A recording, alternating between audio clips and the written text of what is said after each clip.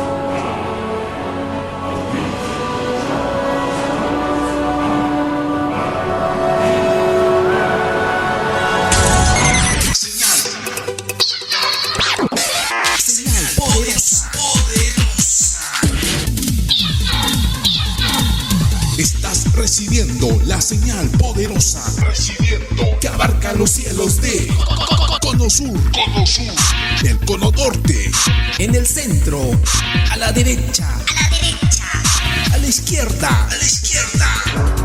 No hay más radio que JR, la voz de la nueva generación. Radio JR está en la web www.radiojr.com.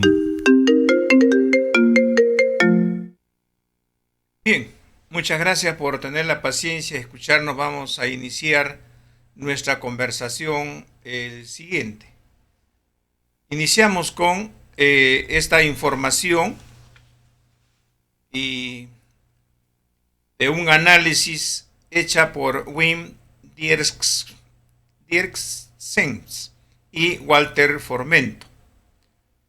Es una publicación que ha sido en prensa latina, América Latina en movimiento. ¿Qué dice al respecto? Estados Unidos, de la globalización a la perestroika en Estados Unidos, del choque al diálogo de civilizaciones. Antes de dar inicio, vamos a escuchar este audio de Mikhail Gorbachev. ¿Qué manifiesta o qué dice Mikhail Gorbachev? Dice lo siguiente. Escuchemos. Mikhail Gorbachev concedió una entrevista exclusiva para el programa Sofiko del canal RT. en la que habló sobre su actitud hacia la política de Estados Unidos y la situación actual en el mundo. Según Gorbachov, las principales potencias del mundo, entre ellas Rusia, deben dar por sentada la existencia de Estados Unidos. Estados Unidos tiene ciertos derechos para decir ciertas cosas y tomar algunas decisiones que son de interés mundial, dijo el primer presidente del URSS, haciendo hincapié en que si Estados Unidos quiere ser un líder, no debe pretender serlo de manera solitaria. Ellos quieren ser líderes, y pueden serlo, pero en asociación con otros países, porque el liderazgo actualmente solo es posible en conjunto. Un liderazgo de asociación o colectivo, dijo el político. Sin embargo, Gorbachov también señaló que los estadounidenses no quieren las guerras en las que se involucra su gobierno, pero los ciudadanos se encuentran dentro de un sistema en el que se han desarrollado mecanismos difíciles de modificar. Necesitan una perestroika. Y lo puedo reiterar ahora mismo, expresó el expresidente. Al referirse a la práctica de Washington de trasladar la responsabilidad de sus actos a terceros, en particular, en lo referente a la resolución de la crisis de Ucrania y sus señalamientos contra Rusia, Gorbachov afirmó que ese es el estilo de Estados Unidos, y que las evidencias sobre la inocencia a su vez las tienen siempre listas los medios de comunicación estadounidenses, haciendo guardia para proteger los intereses del Estado. Este es el estilo de Estados Unidos, el de trasladar la responsabilidad. La prensa se encarga de todo. Demuestran cualquier cosa. Bien. Mikhail Gorbachov ya anunció de que Estados Unidos necesita una perestroika. Perestroika y glasnost, términos que van juntos. Cuando cayó siendo presidente, Mikhail Gorbachov tuvo la intención de aplicar estas políticas, una transformación del Estado soviético, al mismo tiempo el glasnost, que significa la libertad.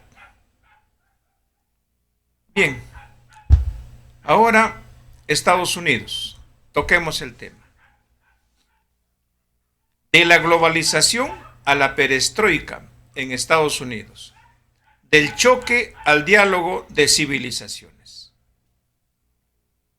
Hoy todo demuestra que estamos ante una crisis sistemática, crisis sistemáticas hemos visto ya en la antigüedad con el Imperio Romano.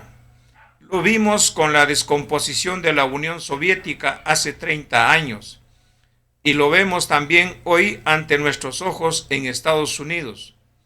Observamos que rara vez se percibe el borde del acantilado o incluso el fondo del abismo antes de que éste se haya tragado un imperio entero, y aún así tampoco se ve hoy el ascenso y la caída de las civilizaciones.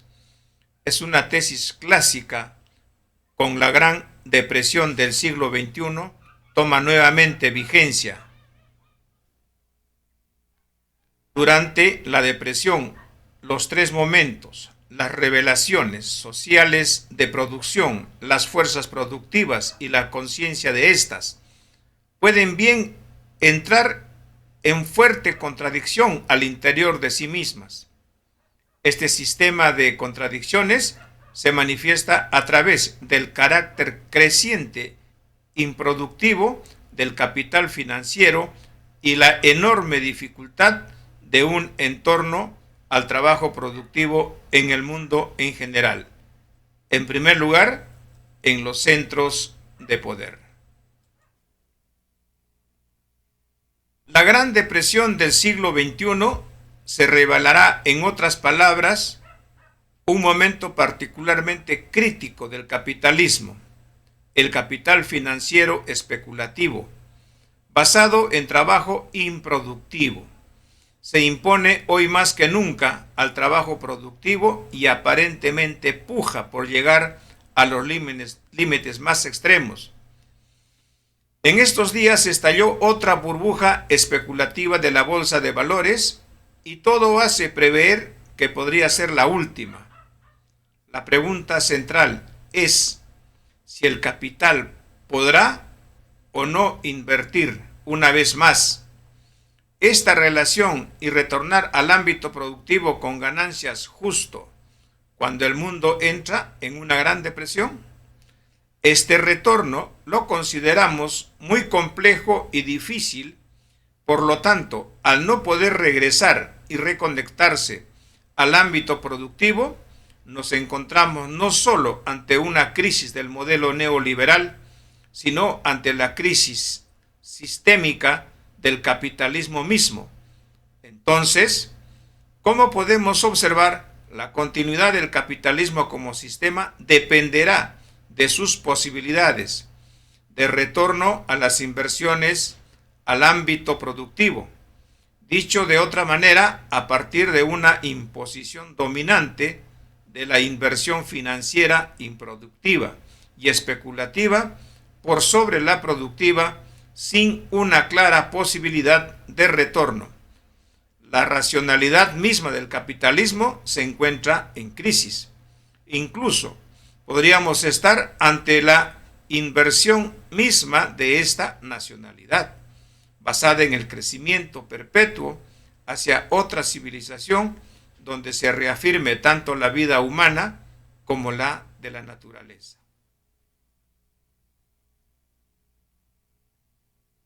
Crisis y transición en la historia Abuelo de Pájaro. El ascenso y la caída de las grandes culturas en la historia se encuentran estrechamente vinculados con el tema del trabajo productivo e improductivo. Sucede así también para el capitalismo. Una visión histórica nos permite una mejor mirada hacia nuestro futuro. El enunciado de que las relaciones existentes de producción se tornan en su desarrollo en una traba para el propio desarrollo de las fuerzas productivas se manifiesta precisamente por el carácter improductivo del trabajo, que pasa a predominar sobre el productivo en cada fase final de una civilización. Los conceptos de trabajo productivo y trabajo improductivo trascienden entonces al propio capitalismo. Se presenta en todas las culturas de la humanidad, pero en el capitalismo adquiere una modalidad específica. El hecho que en el capitalismo podrá definirse el trabajo productivo específicamente para el capital. Puede entrar en contradicción con lo que es productivo a nivel más general, es decir, más allá de las relaciones sociales de producción dominantes actuales.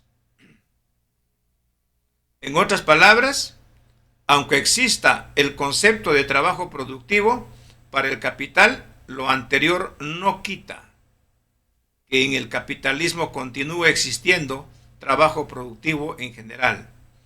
Esta concepción de trabajo productivo en general mejor se entiende a través de la historia, o sea, allende el capitalismo. La concepción de trabajo productivo en general es fundamental para entender la brecha creciente entre el capital improductivo y productivo. A través de la historia, el trabajo productivo en general se asocia con el ascenso de las culturas y el improductivo con su declive. El ascenso y el declive estratégico de las élites en el poder están en función de su propio carácter productivo en la historia. Esto también es válido para esta etapa en el 2020. En cada crisis de un modo de producción, la élite se vuelve superflua por el carácter improductivo de su presencia, que adquiere y muestra en esa fase final. Hagamos, abuelo de pájaro, un recorrido por la historia para entender mejor el concepto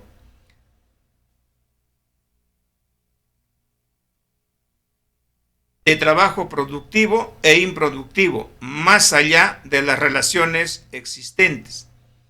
Esta visión nos prepara para analizar la Gran Depresión del siglo XXI y sus posibles consecuencias.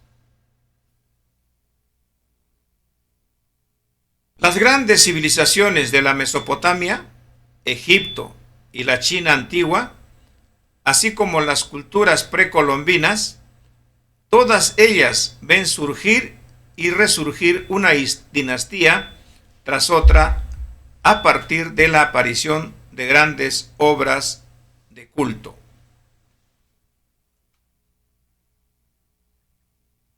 Encuentran su base económica en las grandes obras productivas que las anteceden.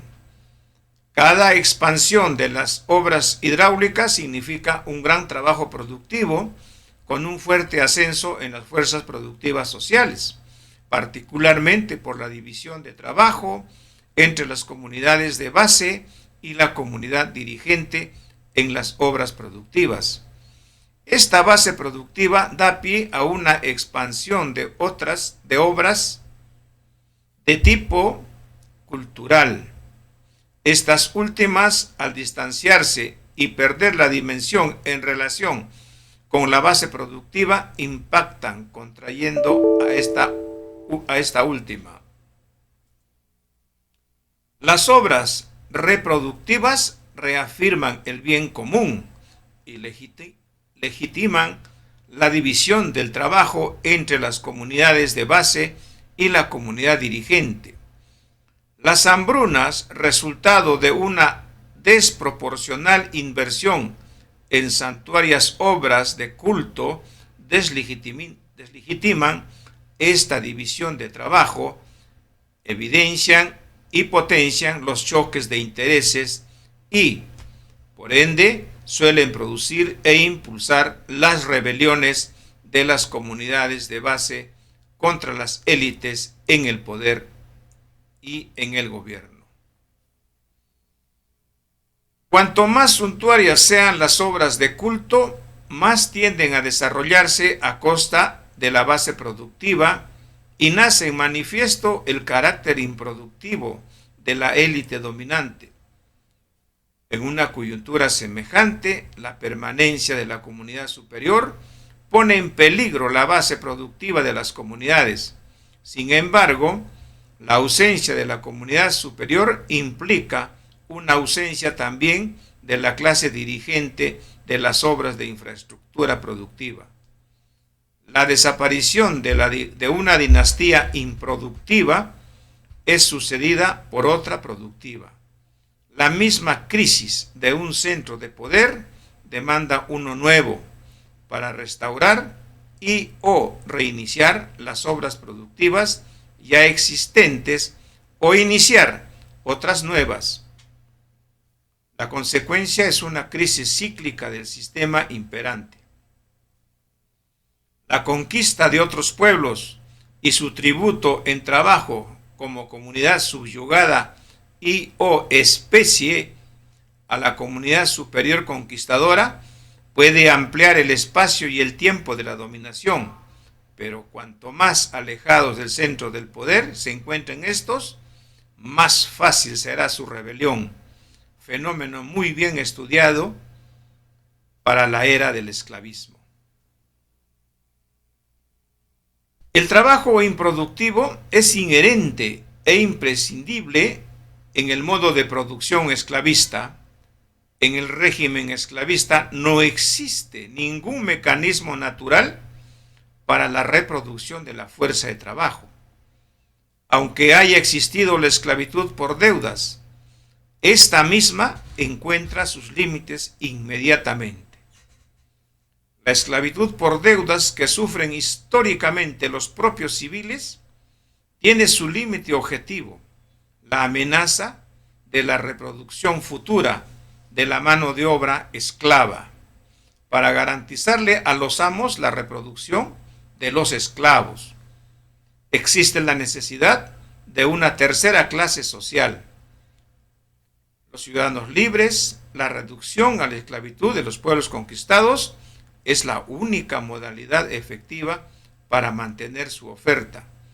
Al no reproducirse biológicamente los esclavos, la demanda adquiere carácter permanente y con ello la guerra. La guerra en sí constituye un trabajo improductivo. La guerra resulta productiva a los ojos e intereses de los conquistadores, mientras sus costos son compensados con holgura, con el botín de guerra y el reclutamiento de mano de obra esclava. Cuando se invierte la relación, el gasto de defensa manifiesta su carácter improductivo para el imperio. Conforme el imperio esclavista se expande, la demanda de esclavos crece a escala ampliada. El costo de la guerra aumenta entonces sin cesar. La esclavitud a escala ampliada aumenta la base productiva y la prosperidad, pero a la vez exige un proceso de conquistas en escala igualmente ampliada. Al acortarse la vida media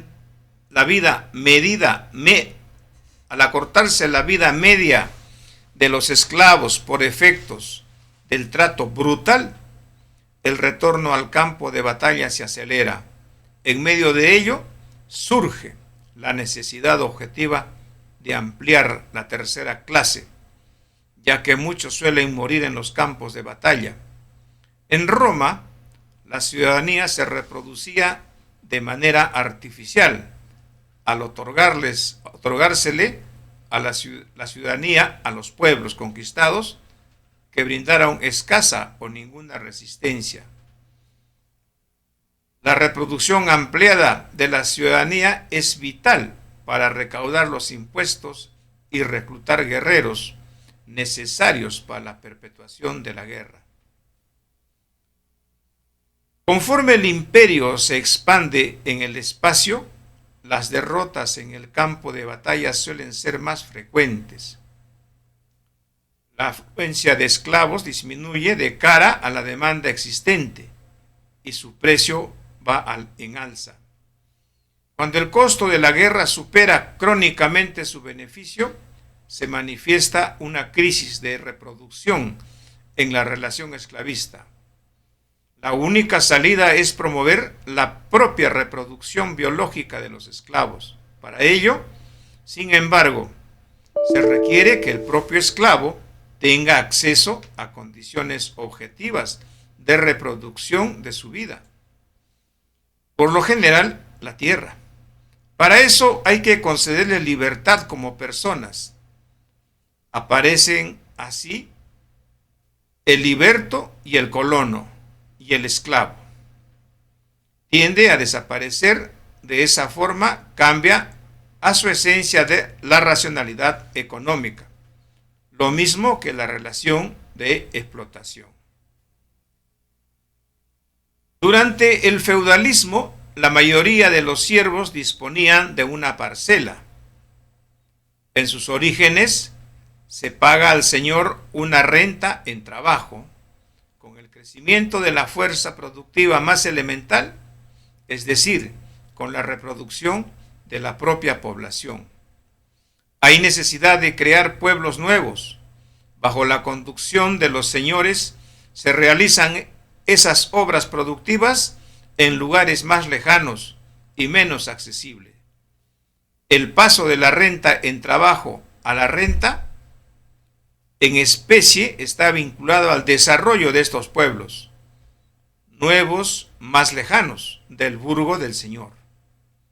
La renta en especie se da entonces a partir de la ampliación de la base productiva. Los señores cobran la renta en productos de fácil venta en otros lugares más lejanos. Los siervos más especializados en tareas de transporte obtienen mayor libertad del señor para moverse para la venta de productos especializados. Estos nuevos comerciantes se instalan fuera de los grandes burgos medievales, transformados con el tiempo en ciudades.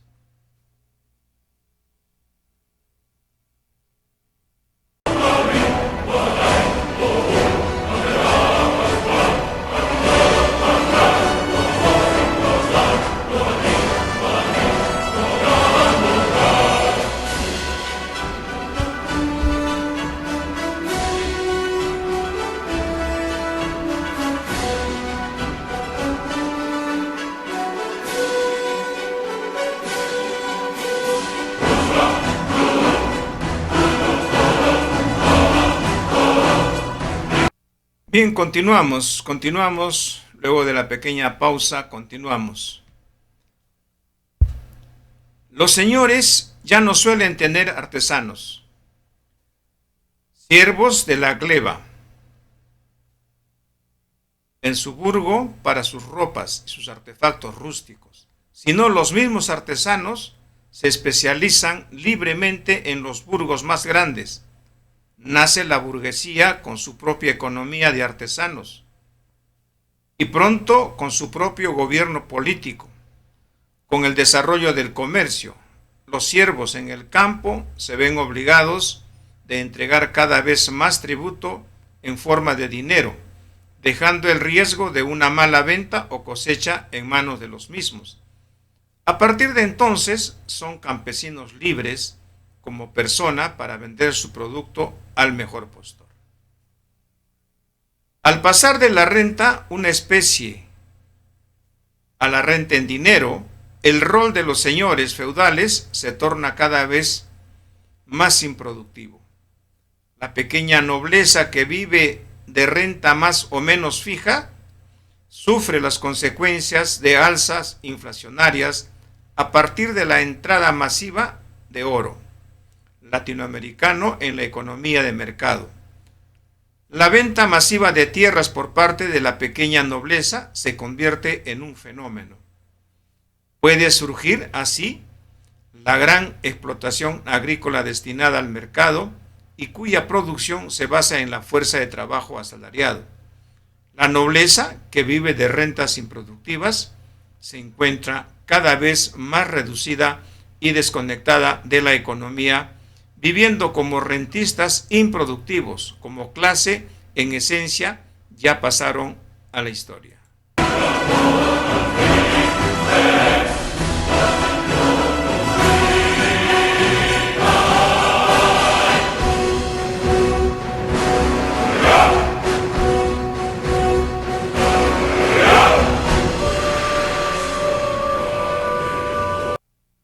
El gasto improductivo y militar en el capitalismo y el socialismo.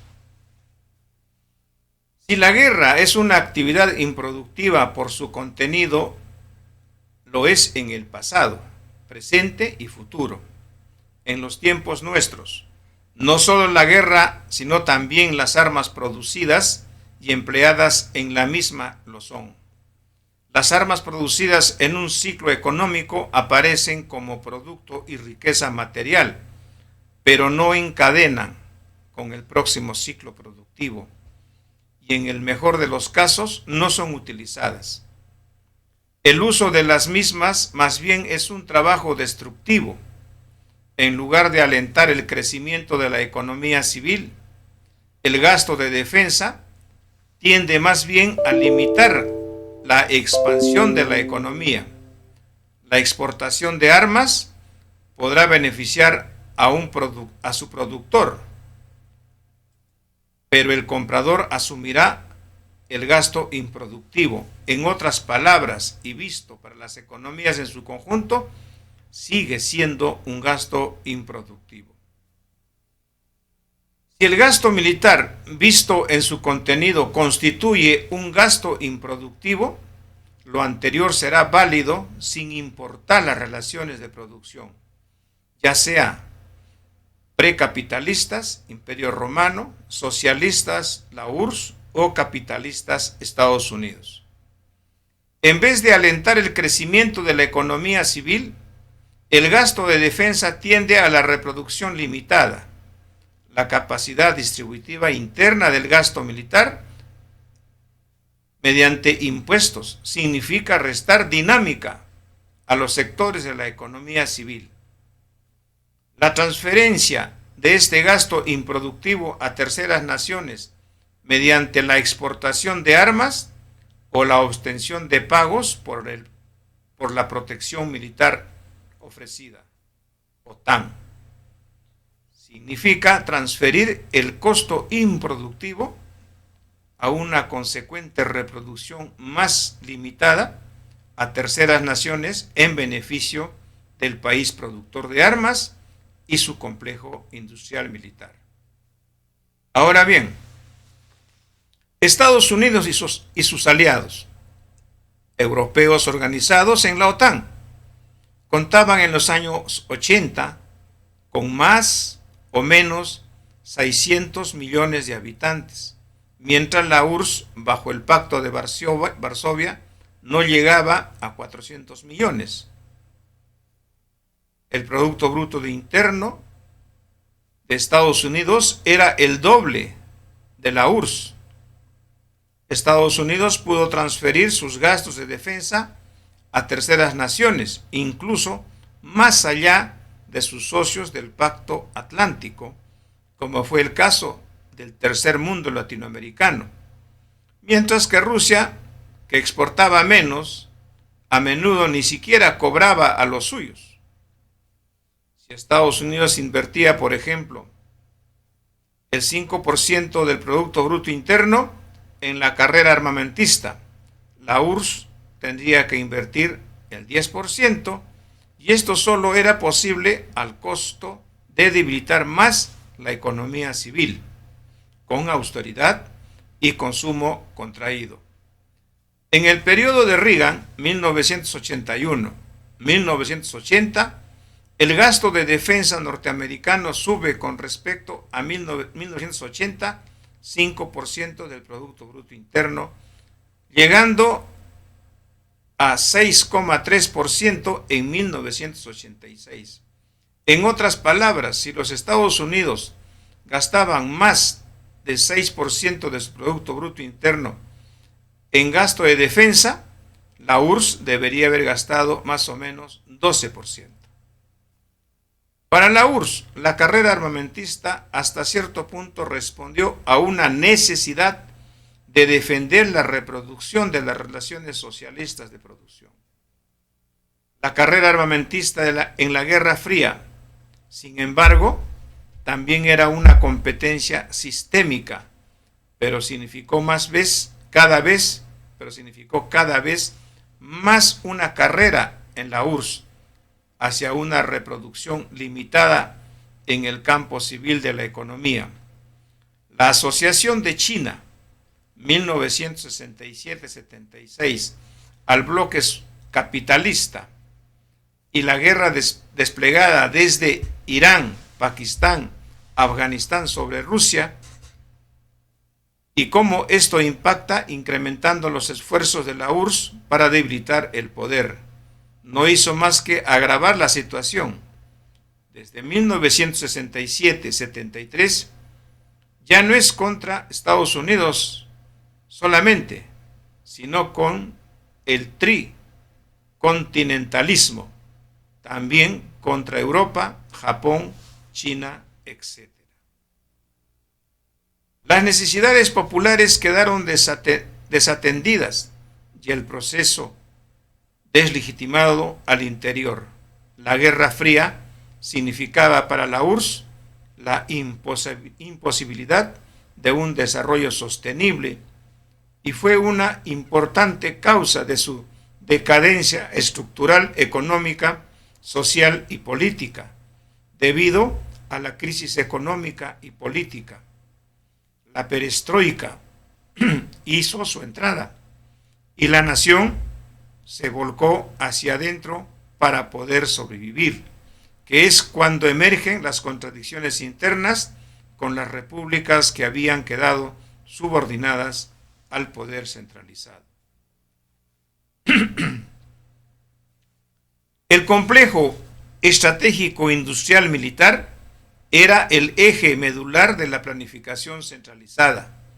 Con la perestroika o reestructuración integral, la atención debería poder ser dirigida a incrementar la reproducción civil y a adecuar a ella las relaciones sociales necesarias, reorganizar la economía civil en función al crecimiento de la economía en su conjunto. Implicó descentralizar la toma de decisiones en materia de economía política de las repúblicas.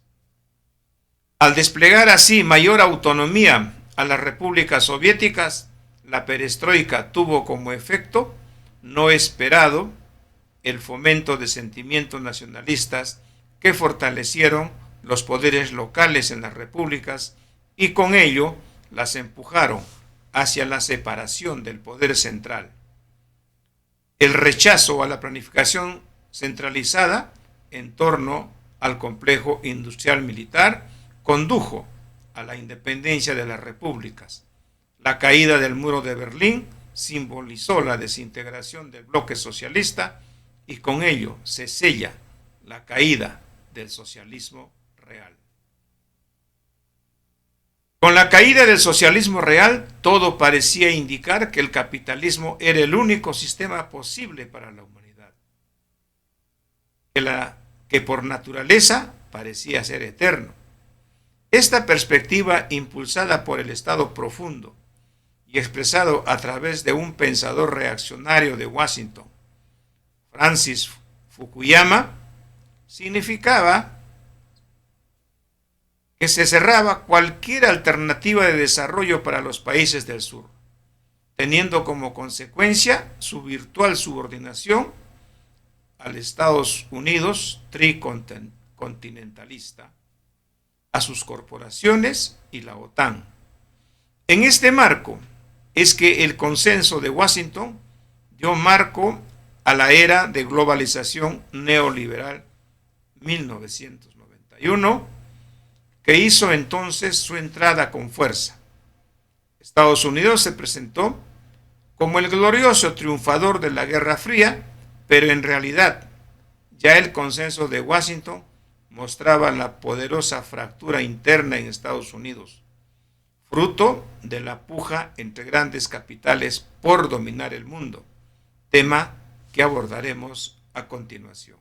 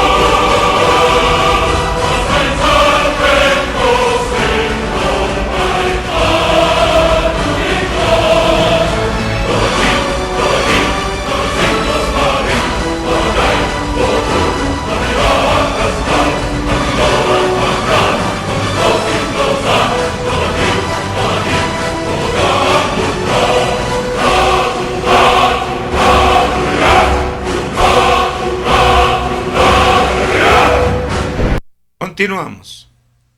El Imperio norteamericano.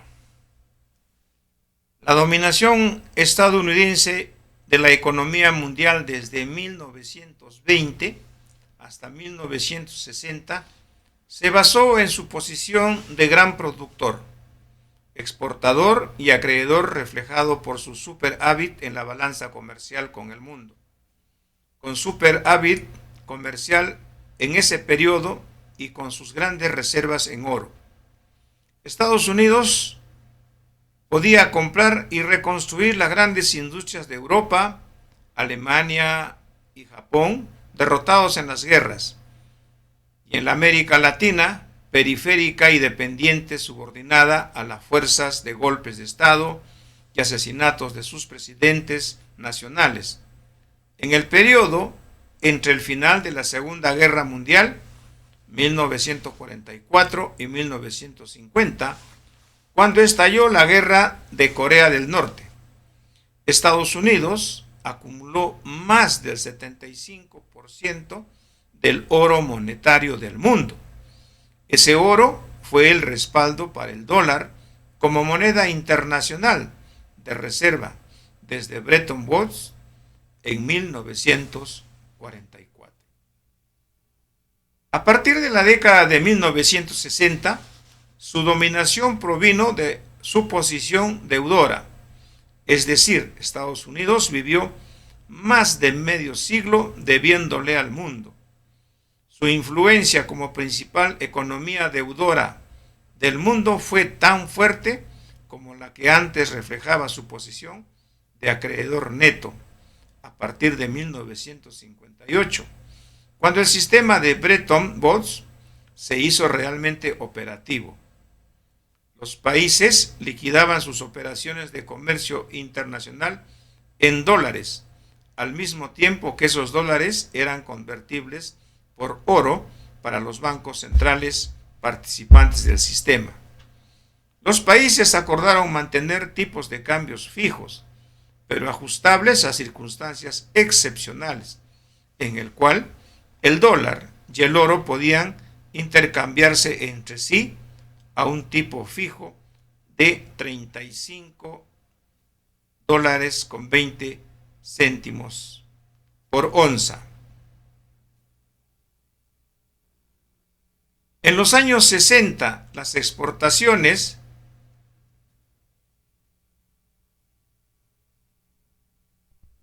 sobre todo desde Alemania y Japón, que incluían las de las corporaciones multinacionales norteamericanas radicadas en Europa y Japón, sobrepasaban sus importaciones desde Estados Unidos, lo cual hizo que disminuyeran su demanda de dólares que más bien cambiaban por oro.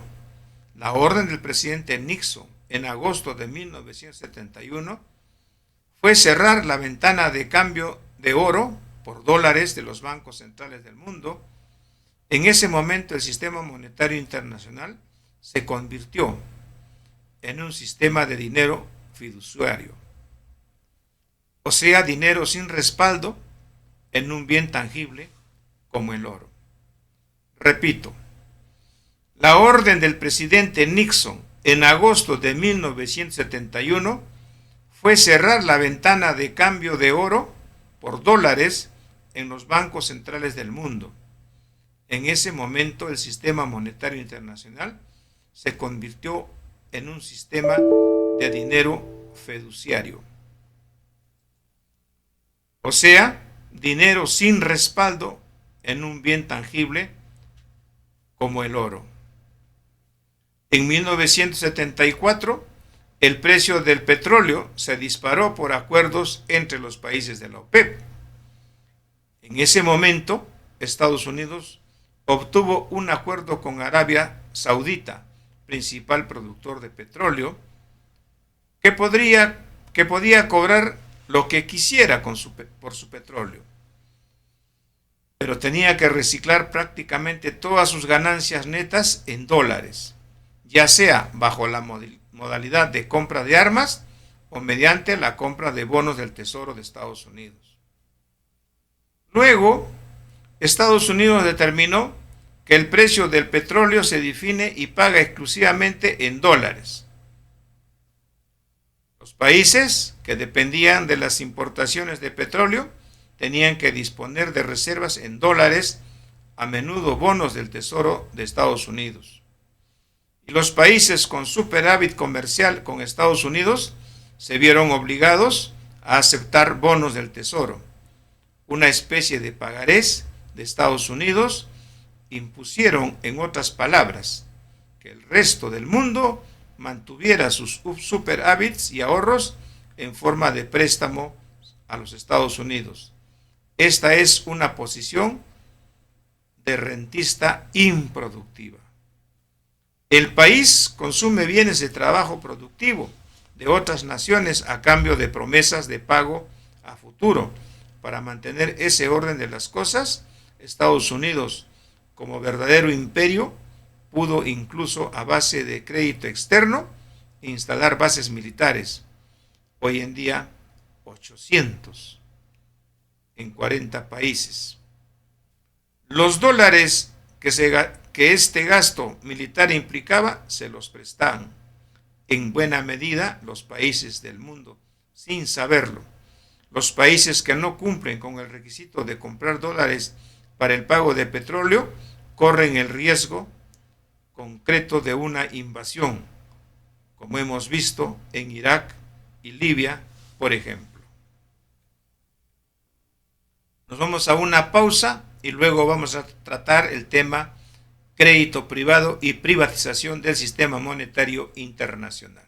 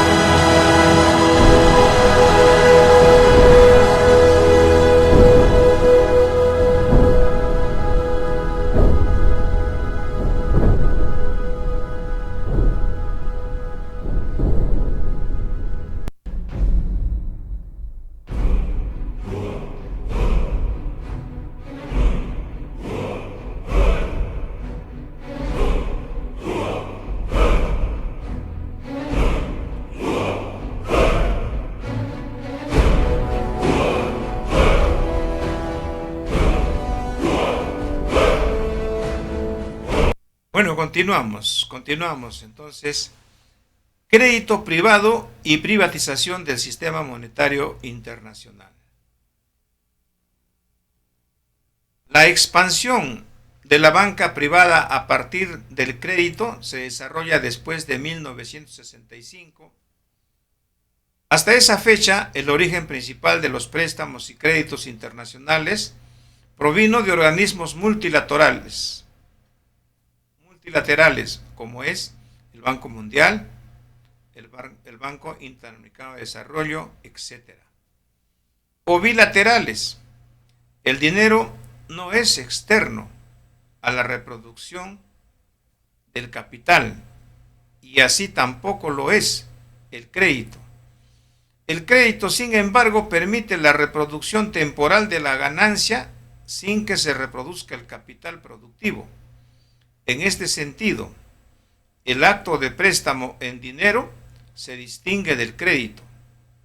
El préstamo es un empleo de un capital monetario previamente reunido a partir de riqueza creada en el pasado y atesorada y a menudo depositada en un banco comercial.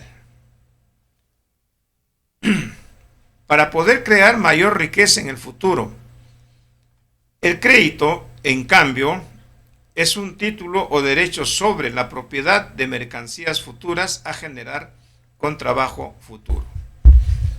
La expansión del crédito sin ahorro previo y sobre la base de deuda significa creación de dinero que no garantiza una inversión productiva a futuro. El surgimiento de la banca de inversión privada fue clave para este desarrollo. La banca privada de inversiones se especializa en crédito para fusiones y adquisiciones y en obtener dinero para las empresas privadas puedan realizar todo tipo de inversiones productivas o no. El carácter improductivo de la acumulación sustentada en el crédito llega a primer plano cuando la cuasi validación de la plusvalía se afirma en una acumulación de títulos o derechos sobre el trabajo futuro, como por ejemplo en seguros contra oscilaciones en tipos de cambio, en la compra y venta a futuro o en cambios de tipos de interés sobre deudas a plazos. Las acciones de una empresa son títulos que en principio reflejan el capital, valor de equipo y maquinaria en libros contables, realmente invertido en una empresa. El capital accionario es ficticio, ya que no se puede contar dos veces el capital. Al contabilizar también el capital real, maquinarias, edificios, etc., de una empresa con su valor en libros, la recompra de sus propias acciones por las grandes corporaciones aumenta el precio de las mismas en la bolsa de valores, pero no así el capital realmente invertido con su valor en libros. Las acciones constituyen más que todo un derecho a participar en las ganancias futuras de la empresa. Si es invertido en expansión y desarrollo de la economía real, es respaldado por capital real. La emisión de bonos del Tesoro para financiar desarrollo de infraestructura es una inversión productiva, pero para ir a la guerra, dicho trabajo no crea riqueza a futuro, por lo tanto es capital ficticio. Recién a partir de 1965, la banca internacional privada comienza a operar realmente en el mercado internacional, con una notable expansión del crédito no controlado por los gobiernos, y tuvo su desarrollo precisamente cuando la tasa de ganancia tendía a la baja de la economía real. En primer momento, esta expansión surge a través de las inversiones extranjeras directas en la esfera productiva. El desarrollo de las inversiones extranjeras directas productivas genera un creciente flujo financiero privado más allá de las fronteras. En 1964, tales créditos no representaban más del 20% de las reservas internacionales, magnitud todavía perfectamente controlable por la Banca Central Nacional. En 1970, estos créditos representaban ya el 70% de las reservas internacionales y la especulación aumentó con ello. Al perder los bancos centrales el control sobre los créditos privados internacionales, observamos una creciente inestabilidad monetaria que culmina a partir de 1971, cuando se impone la no convertibilidad del dólar en oro. Repito, al perder los bancos centrales el control sobre los créditos privados internacionales, observamos una creciente inestabilidad monetaria que culmina a partir de 1971, cuando se impone la no convertibilidad del dólar en oro. En 1975, los créditos internacionales superaban ya las reservas internacionales y en 1980 más que duplicaba el nivel de esas reservas. En los años 90, las reservas de los especuladores resultaban ilimitadas frente a las reservas internacionales oficiales. A mediados de los 90, la economía financiera en su conjunto manejaba 50 veces más dinero que la economía real. A partir de entonces podemos decir que la banca privada transnacional, de hecho, gobierna en el mundo. En el periodo que va 1970 a 1990, el volumen de las deudas de la banca privada internacional se multiplicó por 12. Y el de los créditos bancarios transnacionales a destinatarios no bancarios por 32 veces. Las reservas internacionales se han vuelto ridículas a la par de la fuerza alcanzada por el dinero privado. Las manos de banca transnacional, las autoridades monetarias de los países, o sea, los bancos centrales, ya no tienen ningún poder para defender su tipo de cambio frente al libre juego del mercado y la especulación. El sistema monetario internacional se ha tornado transnacional privado, especulativo e inestable. En este sistema monetario privado de la banca transnacional domina el imperio del dólar, el petrodólar, ya que la especulación se efectúa en dólares. Luego de una pausa, vamos a continuar tratando el siguiente punto. Del crédito norte-norte en la tríada al crédito norte-sur. Luego de la pausa, continuamos.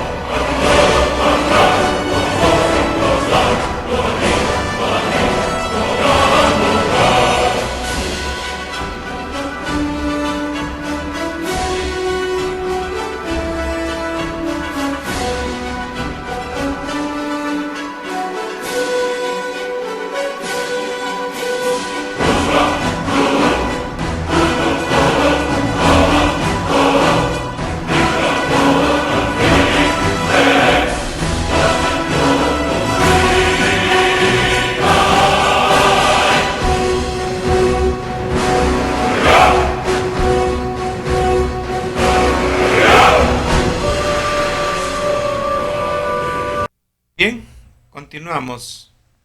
Ahora vamos a tocar el tema del crédito norte-norte en la tríada al crédito norte-sur.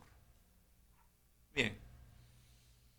En la disputa por el mercado mundial, las inversiones extranjeras directas originan tejidos de propiedad más allá de las fronteras. A partir de ello se reestructura la producción y distribución de bienes y servicios, cada vez más entre corporaciones e instituciones financieras, privado, transnacionales y cada vez menos entre naciones.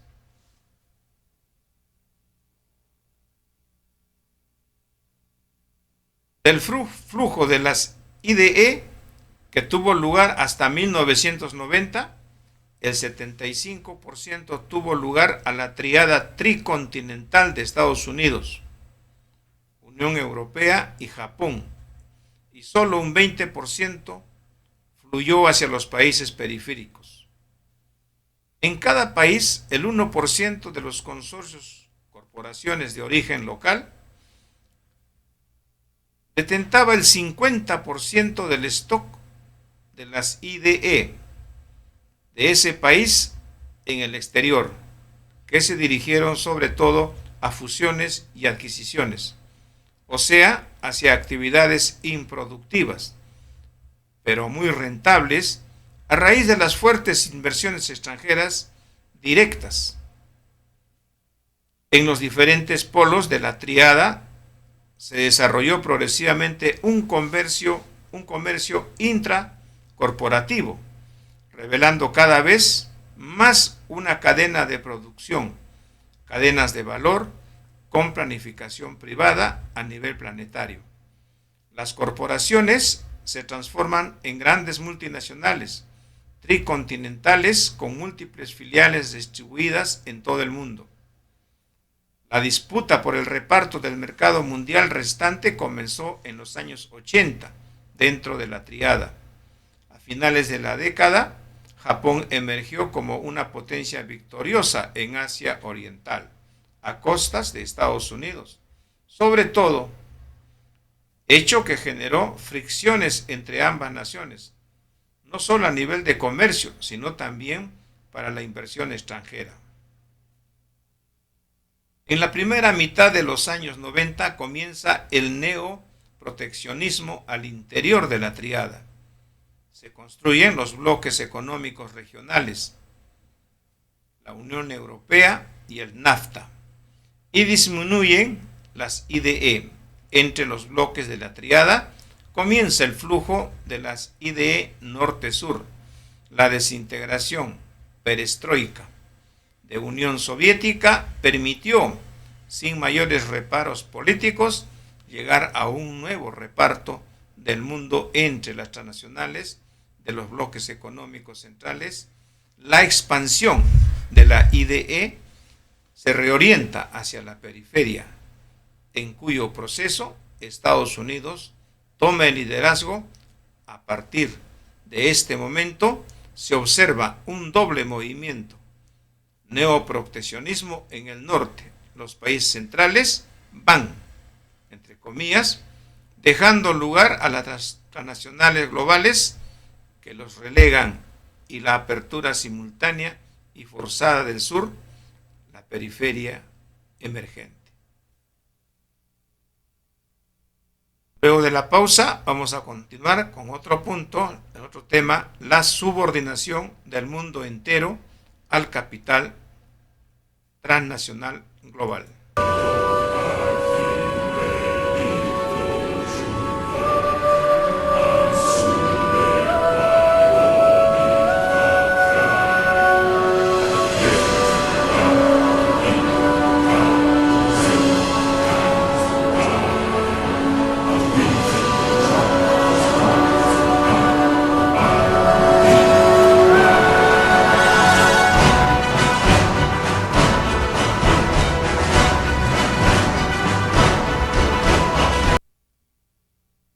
Bien, la subordinación del mundo entero al capital transnacional global.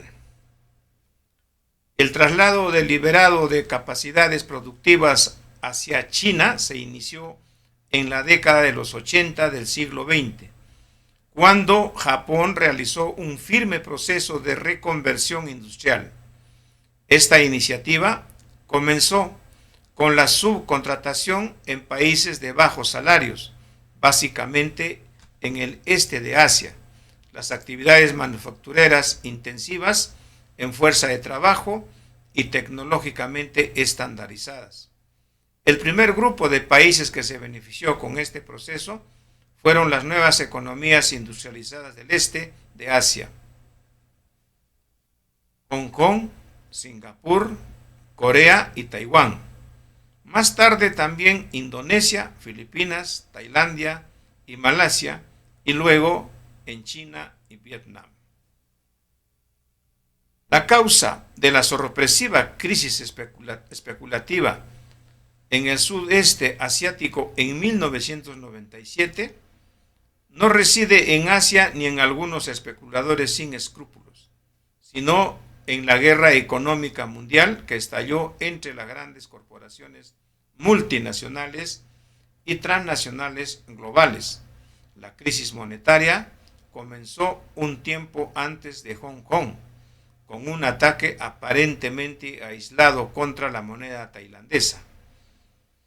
Los especuladores desestabilizaron su moneda, y la misma situación se dio en Malasia, y la podemos observar obviamente también en América Latina. La explicación es que a Estados Unidos le convenía la crisis en esa región asiática para subordinarla al Fondo Monetario Internacional. El objetivo fue poder luego penetrar con las transnacionales globales de origen norteamericano sus mercados, desplazando a las multinacionales japonesas, sobre todo. Es el final del milagro económico japonés, 1997-1999.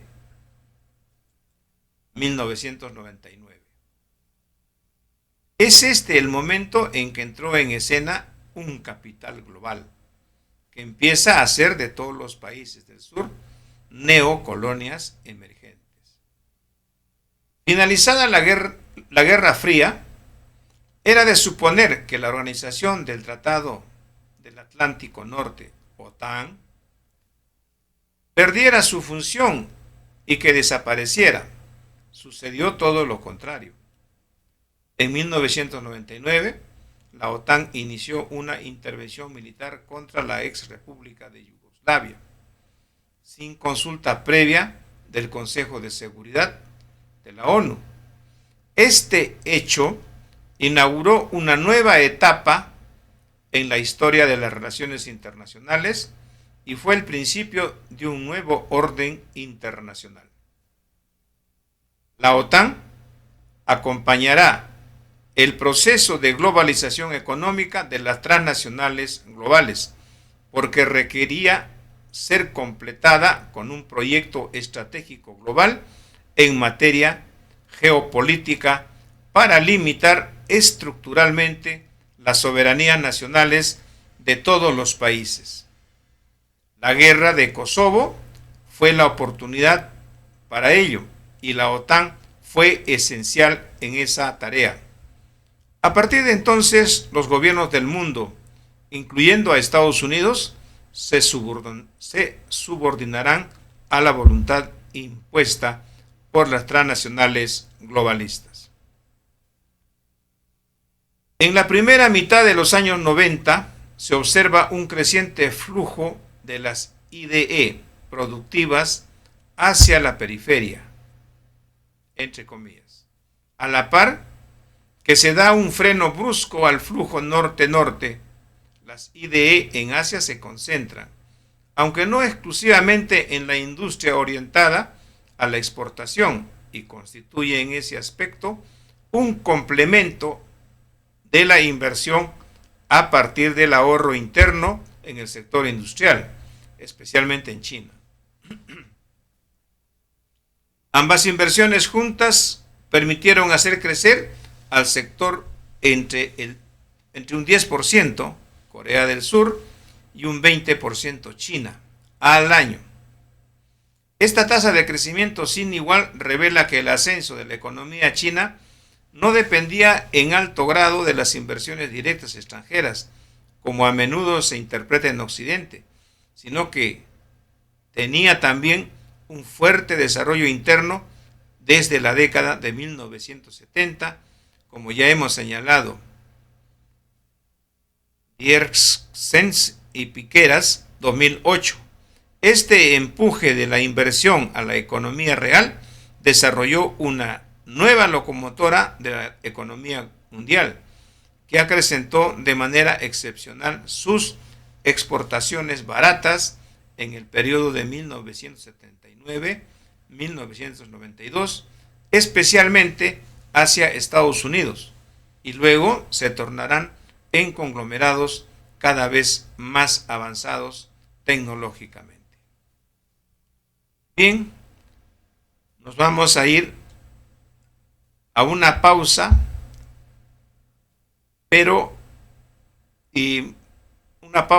y mañana vamos a continuar, porque todo esto hay mucho que conversar. No hemos llegado ni siquiera al 50%. Mañana vamos a tratar, por ejemplo, la batalla entre grandes capitales globalistas y continentalistas. Mañana. ¿Qué más vamos a tratar mañana? Mañana también vamos a tratar el tema: los globalistas se enfrentan en una nueva formación social multipolar. También vamos a tratar el tema de entradas de inversión extranjera directa y tendencia subyacente 1990-2018. Y también vamos a tratar el tema hacia una perestroika en Estados Unidos. Eso y todavía nos falta, pero eso lo vamos a tocar el día de mañana. Así que por favor, estamos en la primera parte, hemos dialogado aproximadamente 1 hora con 9 minutos. Por lo tanto, esto también lo vamos a colgar en YouTube, pero para que ustedes también lo puedan escuchar permanentemente. Ahora, también les aviso, el texto completo de toda esta información está en la página www.radiojr.com. ¿Ya? También está en la página de Gentes del Tahuantinsuyo. ¿Ya? Es otro blog, Gentes del Tahuantinsuyo. Ustedes pueden ingresar, también lo pueden encontrar allí y también está colgado en la página de Radio JR, la www.radiojr.com. Entonces, mis queridos hermanos, quedamos comprometidos para mañana. ¿Listo? Entonces, muchas gracias. Seguimos entonces con la otra parte de nuestro programa.